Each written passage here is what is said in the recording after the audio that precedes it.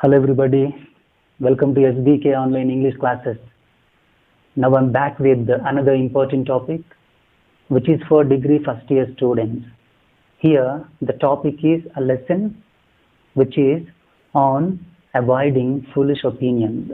It is an essay that was written by Bertrand Arthur William Russell, who was born on 18th May 1872 in the United Kingdom. He was a British polymath. Polymath means one who knows a lot about a lot of subjects. He is a British polymath. Apart from being a polymath, he was also a great philosopher and mathematician and logician. And also he was a great writer who wrote more than 60 books. All of his works can be found in anthologies and other collections. Let me bring some of his writings to your notice. Those are The Principles of Mathematics and A Freeman's Worship, and also other essays like On Denoting, Am I Not a Christian? So these are the important writings that were written by Bertrand Russell. Not only these, even all of his writings have brought great laurels to his name. This man was awarded the prestigious award which is the Nobel Prize in the year 1950. And finally, in the year 1970, on February 2nd, he passed away. So this is what about the writer Bertrand Russell. So let me tell you some important points about the lesson so that you can have a clear understanding about the lesson. The present topic that we are discussing is an essay which is one of the famous essays of Bertrand Russell. It is an outstanding essay. In this essay, Bertrand Russell says something about the foolish ideas and opinions of the people. Apart from that, he also tries to say and prescribe some of the rules that help the people to come out of the foolish opinions. Hope you understood what I'm talking. So let me tell you some important points about the title so that you can have a clear understanding about the title, even about the lesson. So it has been taken like on avoiding foolish opinions. Avoiding is nothing but leaving. Foolish opinion. What do you mean by opinion? Opinion is nothing but a view or a judgment about something. Opinion can be formed based on evidences or without having any kind of any basement or any kind of fact. So if any of the opinion is formed and strengthened without evidences or without facts, that opinion is considered as foolish opinion. So such kind of foolish opinions must be avoided or left by the people. So in order to do that, there are some important rules that are prescribed in this lesson by the writer Russell. So that is what actually you are going to know about today in this lesson. So let us go to the actual lesson. Here is the lesson. The first paragraph says like this. If the matter is one that can be settled by any observation, then make the observation yourself. That is what actually Russell says here. So if you feel that any of the matter is going to be settled with your proper observation, then immediately start making the observation. Why are you waiting? So it is you who can start making the observation yourself, then any of the matter can be settled. Any of the matter can be calmed down. Here the matter is nothing but can be an argument, can be a discussion, or can be any kind of opinion or any kind of controversy, whatever that you take. If you feel any one of these matters would be calmed down, immediately start making decisions, start making observations yourself. So this is the suggestion had been given to everybody by Russell here. He tells us very clearly about a great ancient philosopher and scientist who is still considered as one of the greatest thinkers in politics and psychology and even some ethics. Such kind of a man is pointed out by the writer Bertrand Russell. Try to understand his intention. Here, Russell wants to say that everybody whosoever are there upon the earth is having foolish opinions. So in order to convey his intention to everybody, he brought the example of Aristotle. So everybody, in the sense, not only you and not only me, even the writer also is included in that. Hope you understood what I'm talking. So what he says about Aristotle. Aristotle used to have a foolish opinion, which is nothing but women have a fewer teeth compared to men. Of course, he believed that very strongly. He didn't even try to know whether it is really true. He felt it is really true. If he really wanted to know about it, he would have used a simple device, which is nothing but asking his wife to open her mouth and count her teeth. But instead of that, what did he do? He just believed his foolish opinion continuously. So that is what actually had been done by the Aristotle here. Thinking that you know everything, but when in fact it is not actually. Whatever the opinion that you get is completely a blunder. That is what now he says here. So finally what he tries to say, whatever the opinion that we get, we shouldn't fix to that it is a fact. We need to find whether it is really true, a fact. So then we need to confirm that our opinion is true. But without doing that, if you do so, that opinion is considered as foolish opinion. That is what now he says here. Here it has been said about the writer Bertrand Russell only. The narrator in this lesson is the writer itself. What he says here, he heard by someone that hedgehogs eat black beetles. Hedgehogs means porcupines.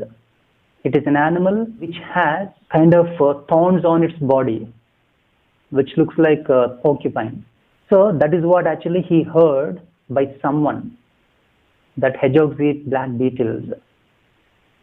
Okay, of course he confirmed by listening to that. But if he wanted to write a book on hedgehogs, whether they really eat black beetles or not, that he need to confirm by observing them. Because eating black beetles is nothing but an unappetizing diet. So whether they really enjoy with this unappetizing diet or not, that he must confirm. What do you mean by unappetizing here? Undelicious. Finally, what he says in this paragraph at the end, however, Aristotle was less cautious. So according to the writer Bertrand Russell, Aristotle, an ancient Greek philosopher, was less cautious or less careful about his idea that he got. He also points out some other writers from the medieval writers and some ancient writers also. Even some of the ancient writers or authors or medieval writers also wrote something about salamanders and as well as unicorns. So try to understand what are unicorns and what are salamanders. An animal which looks like horse having horn on its forehead is nothing but unicorn. And he also said something about another animal. Those are salamanders. Salamanders are the animals look like lizards, but they're strange animals. I don't think so that the people have seen. But finally what he says here about these authors, so try to understand. Neither of those writers means ancient writers or medieval writers think about those animals whether they're really existing or not. So without thinking, without even doing any kind of exercise on them to know about them, without even seeing those animals, these writers have written something about those animals in their writings. So they believed strongly that those animals were existed. They believed and felt that they have seen them, but without knowing about them physically. Just they imagine something and they have written the book on those two animals. So that is what he says here. So according to the writer, the Russell, that is not good. If they really wanted to write something about, they must observe whether it is really true or not. So for example, if you take your WhatsApp, in your day-to-day life, every time you'll get some of the WhatsApp statements as some fake news through your WhatsApp. Many of the people, what do they do, without confirming whether the news is right or proper or not, they forward the message to some other group mates, some other friends and all. So here, without knowing the fact of the news, none of the news or none of the statement is passed to anybody. So this is a standard that everybody should keep. So that is what he says here about. Hope you understood the first paragraph. Let us move to the next line. Many matters, however, are less easily brought to the test of experience. So what do you mean by this one? Again, we discussed now already about matters. Matter can be anything, either the discussion or any kind of opinions or something. What he says here, there are many matters, but only a few matters are brought to the test of experience. Means the test of observation. So after observation, they are trying to get to the conclusion. But many of the people, many of the matters are not at all brought to the test of experience. That is what he says here. If like most of the mankind, you have passionate convictions on many such matters. So there are many people have a lot of opinions, strong opinions, passionate convictions are there in most of the people. However, the passionate convictions have been seen in most of the people, even in you also can be seen about such kind of matters. But remember, whatever the opinion that you get, that opinion must be evidence-based, fact. Without the proper evidence base, or without any kind of fact, or without having any kind of observation, if you fix to your opinion as it is true, that can be definitely considered as foolish opinion only. Here, the writer wants to prescribe some of the rules and some of the ways that he wanted to let you know. By following and being aware of those rules and the ways, you can come out of a dogmatic state. So try to understand the dogmatic statement or dogmatism here. Dogmatic statement is nothing but a statement that is passed, believing as it is true, but in fact it is not true. So let us move to the next line so that you can have a clear picture about the dogmatism and the rules that are prescribed by the writer Bertrand Russell. Here it has been said about an opinion. If any of the contrary opinion makes you to get angry, the sign of getting angry is the sign of your foolish opinion. Because of having foolish opinion subconsciously, without proper reason, without proper evidences, whenever you face a kind of a situation with your contrary opinion, nothing but your opposite opinion, you get angry. So that is the sign. That is what the writer says here. So whenever you get angry at any of your contrary opinions, that indicates that is the sign of, that your anger is the sign of your foolish opinions. That is what you must understand.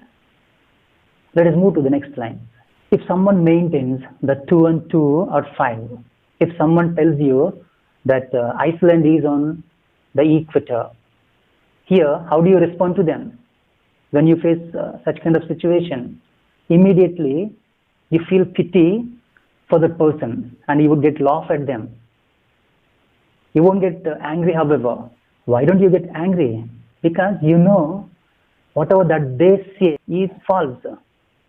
Whatever that you know is right, because you have been given enough evidences on those. You know very clearly that Iceland is on the polar region and 2 and 2 is equal to 4, not 5. So as there are enough evidences, as they are facts, you will get laugh at them and you will feel pity for them. So this is what. Whereas if you don't have any idea about mathematics or even any kind of geography, your opinion shakes your contrary conviction. That is what actually has been said here. Conviction is nothing but belief. Contrary is nothing but opposite to you. Right? But here you have enough knowledge on those. So definitely you laugh at them.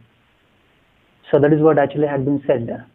So finally what he says here, people should have at least little knowledge on the opinion that they get, and they must be given enough evidences. They must have opinions based on the facts. Then everything would be good. That is what he says here. Let us move to the next line. Here Russell says very clearly, so a lot of controversies have been erased. It's all happened because of people having foolish opinions, because of people having nothing kind of evidence or facts based on their opinions. Because of that only, a lot of controversies have been erased even in the early days to till now. So from here, Russell speaks about theology and as well as arithmetic. So try to understand what is theology. Theology is nothing but the study of the nature of God or religion. Arithmetic, of course, it is a branch of mathematics. When it comes to arithmetic, there is knowledge in it. But when it comes to theology, there are only opinions, because none of the religions have proper evidences that are believed by everybody or that are known to everybody. So each and every religion has some evidences they feel, but those are not sufficient. Those are not made to believe by everybody. So because of that, because of having no proper evidences, because of the people haven't seen them, okay, opinions are actually playing vital role. Opinions are formed based on their beliefs, or based on their personal or interesting things. Finally, what he says here, persecution is seen in theology. Persecution is nothing but ill treatment. So that is the reason why when it comes to theology, only opinions are seen. For example, you are from the different religion, I am from the different religion, right? If I wanted to convey the greatness of my religion, I can convey based on my opinions that I get. At the same time, you also can convey to me regarding your religion. When it comes to you, you may try to show some kind of evidences to me. Even I also can try to show some kind of evidences to you.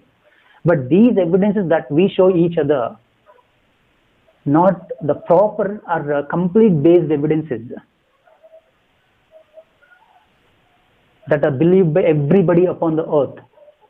Here, you didn't see your God, I didn't see even my God. As we haven't seen our gods, as we don't know anything directly about the matter that we are discussing, so definitely our argument leads to kind of controversies. That is only what happened in this world. People from the different regions, different places, different nations have different religions. So each and everybody try to show or say that their religion is great by showing only little evidences. But those evidences are not believed by everybody, not made the people believe strongly. That is the reason why only opinions are actually formed when it comes to theology. So definitely there could be seen a lot of controversies on them. Whenever you find yourself getting angry on your opinions, on your contrary opinions, at the time you must be under your control. You shouldn't show your anger to anybody or towards anything. You must be under safeguard, because the day will come, examination day. Your belief is going beyond what the evidence warrants. Warrants means shows. So finally what he says here, the moment when you're getting angry for your contrary opinions, You must be under control. You shouldn't show your anger, because one day that can be proved wrong, or can be gone beyond proper evidences. If you show your anger at the time, definitely you would be humiliated or you would be shamed. That shouldn't be happened. So this is another suggestion that has been given to everybody by the writer Russell here. Let us move to the next paragraph. Try to understand what has been said here by the writer Bertrand Russell. The writer tells us very clearly that everybody must come out of the dogmatism. Without knowing about the dogmatism, how can we come out of that? That you must understand. Dogmatism refers to the tendency to lay down principles as undeniably true, without consideration of evidences or the opinions of others. Here, lay down principles are nothing but opinions, okay, that are formed without enough evidences or without consideration of others' opinions. There are some certain opinions that are actually formed in the people, and those opinions are treated as undeniably true. Undeniable is nothing but unable to be denied. So this is what actually about dogmatism. Here, people don't consider any kind of evidences or facts. They don't even consider other opinions or others' opinions. Such kind of state of mind is called dogmatism, that represents a tendency like this. He tells us very clearly that everybody whosoever are there upon the earth must be aware of the contrary opinions, which means the opinions that are different to you. The moment when you are able to aware of the contrary opinions, so that you can come out of the dogmatism. So that is the suggestion that he gave to us. When he was young, he lived much outside of his country. So he didn't stay in his country, however. He stayed in different countries like Italy, France, Germany, and even the United States of America. So he stayed in different countries. He had been to different countries. Because of that, he was able to meet different people with different minds and different opinions, right? And different cultures or customs. He was able to know everything about their opinions and all. Finally, he was able to find it as a great profit to him. Because of that only, because of visiting many people and because of knowing about their opinions only, he was able to diminish is nothing but decrease the intensity of his insular prejudice. Intensity is nothing but the strength of his insular, nothing but narrow-minded prejudice. Prejudice are nothing but the partialities. So whatever the narrow-minded partialities are there in him, that he was able to decrease in him because of meeting different people across the world with the different opinions and all. So that is what he says here. Of course, we cannot travel like the writer, the way he traveled across the world. He tells us very clearly, if you cannot travel across the world, if you are unable to travel to different parts of the different nations and all, what you must do, you must make yourself to meet different people with the different thoughts or different opinions. That is what you must do in order to get the benefit that he got. Like, seek out the people with whom you disagree with your opinion. So you need to find such kind of people, and you must start knowing about them, and you must start reading your newspaper, nothing but know about your opinions. At the same time, you must also try to read opposite parties' newspaper. The moment when you are able to do this, you can come to know about their opinions. You can come to know some of the contrary opinions to yours. You can also come to know about some other matters because you are reading their newspaper also.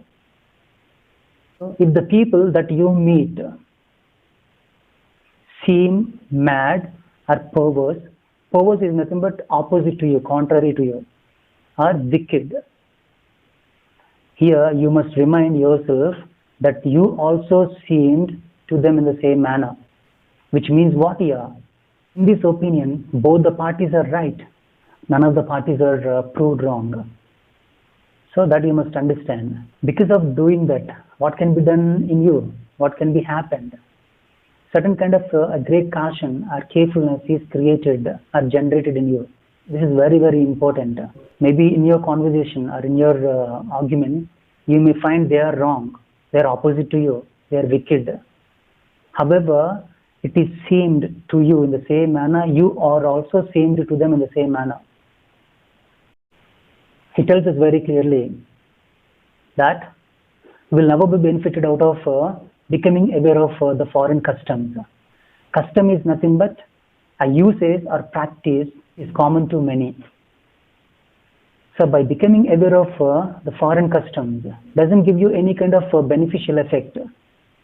That he tells us very clearly by showing an example here. So what does he say in this paragraph regarding that? You must understand. During 17th century, Manchurians, nothing but the Manchus conquered China. They defeated China. By the time both of these two, Chinese and as well as Manchus, have different customs. Of course, those two are foolish customs only. Chinese used to believe that the women who have small feet are beautiful. That is what their custom, that they practiced on that for many years. That is a practice can be seen in many people or many Chinese. Even Manchus also used to have a custom, which is Manchus men used to wear pigtails. So that is their custom. So if you try to understand, both of these two are foolish custom only. Instead of ignoring or leaving these foolish customs, each of these adapted foolish customs each other. That is what actually had been done. Chinese men started wearing pigtails, considering or looking at the men from Manchus.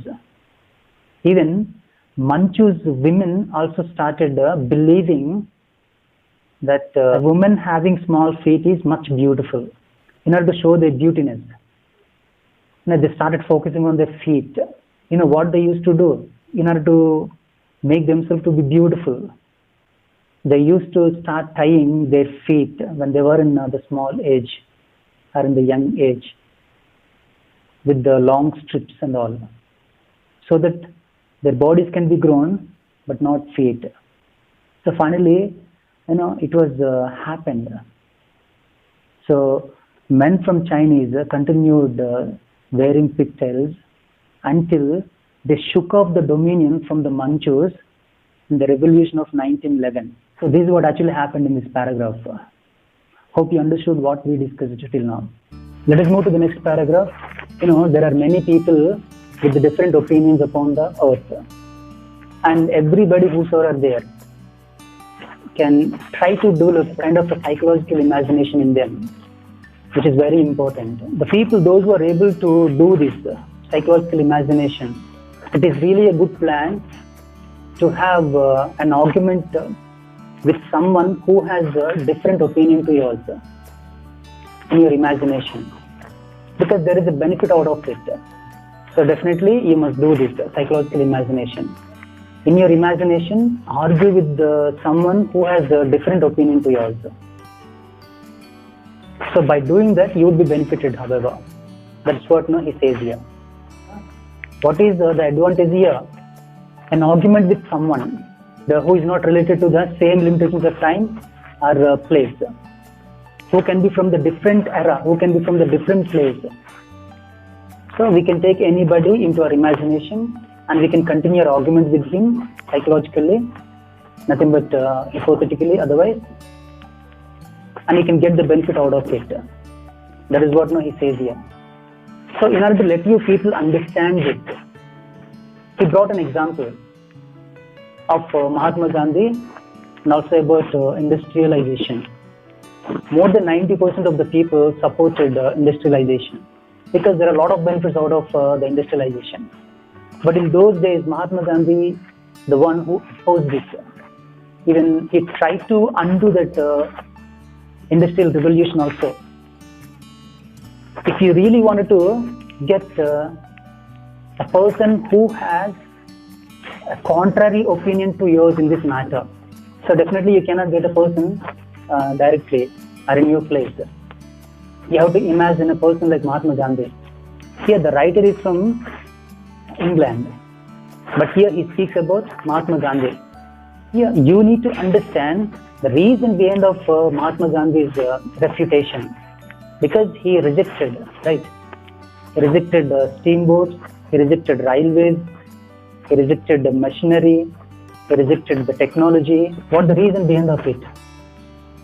In order to reject or refute the industrialization, that you need to imagine. And moreover, our country is with much population. That is also another reason. So, if industrialization is given much priority, many farmers would be highly affected because they need to lose their fields, right? And instead of the labor, machinery would come and work. So many people will lose their job opportunities. Finally, their survival could be very difficult. That shouldn't be happened. Because of that, he opposed this industrialization. Those were the days completely that India is under the hands of the British. So because of these many reasons, he opposed industrialization in those days. He even tried to undo that industrial revolution. Hope you understood. So here you are able to get an opponent, but your opponent is from the different country. Remember here, the writer from England is speaking to his people, not me. So this is another advantage. The moment when you are able to have a psychological imagination, do psychological imagination, you can be benefited out of that. You can have imagination with anybody from anywhere. That only he says here. Here, the writer was able to find he himself growing less dogmatic or cocksure. Try to understand. Dogmatic is nothing but foolish opinion. Okay, but what he was able to find? He was able to find that he was growing less dogmatic, less foolish opinion, or less cocksure, nothing but less arrogant. Earlier he was much arrogant. Earlier he was much foolish opinion. But now, as he started doing this, he was able to find himself that he was growing like less dogmatic and as well as less cocksure. This was completely happened because of his psychological imagination with a hypothetical opponent. Because of doing all of these only, he was able to find himself growing less dogmatic and as well as cocksure. Let us go to the next paragraph and try to understand. This paragraph is very important. Very, very important. You need to pay much concentration and attention towards it. Let me read for you. Listen to me effectively. Be very wary of opinions that flatter your self-esteem.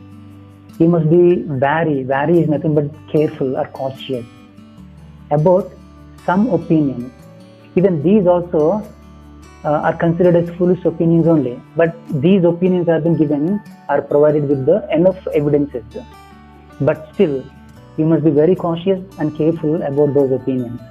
Because these are the opinions that flatter your self-esteem. Flatter is nothing but lavish praise. So lavishly, excessively praise your self-esteem. What do you mean by self-esteem? Self-esteem refers to a self-appreciation that an individual has for his abilities and his skills, his or her, which is called self-esteem. You know, everybody have been given abilities by birth. In everybody we can find some skills. Because of having skills and because of developing abilities in the people, self-appreciation is made possible, obviously. We people must be very careful with some opinions that flatter our self-esteem. Hope you understood the inner meaning of this line. and the reason why did he say like this, and the reason behind this statement. So try to understand what the writer says here. Regarding the superior excellence, a question was asked to a group of men and as well as a group of women who are great, who are superior, either men or women.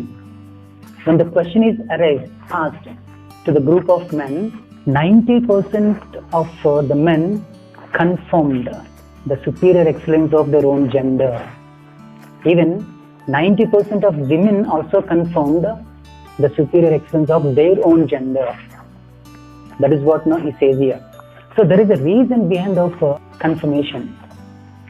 What made the group of men, 90% of the group of men, to confirm that the superior excellence of their own gender? Because there are enough evidences. A group of men can point out and can say that most of the poets are from the male gender, and most of the scientists are from the male gender. They can also say that most of the leaders from the male gender. So by saying this, they can confirm that the superior excellence of their own gender. That is what actually has been done. Even women also can point out in the same manner. If you take the list of the criminals, so definitely we can find most of the criminals are from the male. So that is what can be done. So by showing such kind of evidences, they accepted or they confirmed the superiority of their own gender. So this is what actually happened. What he says here, we must be very cautious and careful about such kind of opinion, because there are some opinions that flatter the self-esteem. If it is done so, that self-esteem leads to ego finally. It would be out of for the senses. It would be out of for the mindedness. So it shouldn't be done. So here try to understand about the question that is raised. Here the question is inherently insoluble. It is highly impossible to give answer for that question. That is what actually has been said by the writer Bertrand Russell. But remember, self-esteem conceals this from most of the people. Self-esteem is the one. I told you already, self-esteem is nothing but self-appreciation that one has for his abilities and skills. If self-esteem is flattered, that leads to ego.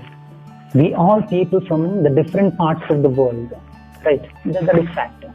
And we all people from the different nations, different regions, and different parts of regions too. Here you must understand one thing. Each and every nation that we live in has its own merits and as well as demerits. Here we must understand one thing. We all people are completely persuaded. Persuaded is nothing but made to believe that our nation is superior to other nations. But that is not good. That is completely wrong. That is says here, because each and every nation has its own characteristic merits and as well as demerits. We adjusted our standard of values to only merits that are actually possessed by our nation, but not to the demerits. Here you must understand one thing. However, the merits are important in the same manner, demerits are also very important. People must be in a position to consider both merits and as well as demerits of their own nation. So then only demerits can be converted to merits. Then only the people of the nation can be happy together, can be peaceful, can meet their expectations. That should be done, that must be done according to the writer. Here it has been said about a rational man. Rational man is the one who is completely sensible, takes decisions based on his intelligent thinking. He considers the fact. He doesn't have any kind of partiality or prejudices. So according to the writer, rational man only the one who can admit to this, who can believe that there is no any kind of a demonstrable answer for such a question, who is superior. According to the writer, it is highly difficult for anybody to deal the self-esteem of man, because the self-esteem of man leads to ego. Once if it is done so, it would be completely out of senses. out of the mind that can be treated as a non-human mind. How a person can treat a non-human mind, can argue with the non-human mind. Hope you understood. That is the reason why no one ever can argue with the egoistic people. Ego is a persistent feeling of self-elation, which is nothing but self-pride. That's the reason why he tells us very clearly, he warns us very clearly that we must be very careful and cautious about opinions that flatter our self-esteem. Here, a person is not at all ready to accept anything that makes him inferior because he wants to be superior to everybody. So the people having such kind of feelings are called egoistic. Let us move to the next line. Here, the writer tells us very clearly that there is only a way to deal this general human concept. General human concept is nothing but excessive pride that is developed in the people. How can we treat the excessive pride that is developed in us? That is only a man must remind himself that his life is a very brief episode because our life is a minute part of the minute particle upon the earth. So even the earth that we live upon is also a little planet in our solar system. Even the solar system that we have, that we speak about, is also a small part in the whole universe. So there are many solar systems, okay, like stars. If it is that case, we can find beings in other parts of the universe. They can be superior to us. However, that we are superior to jellyfish in the same manner. So understanding this, everybody must try to control his or her inner forces. That is only possible with the observation and psychological imagination, an argument with the contrary opinions that are there in opposite persons, or considering the man is simply nothing upon the earth. These are the important points that are actually discussed in this lesson. I hope you understood this lesson. Thank you very much. Have a good day.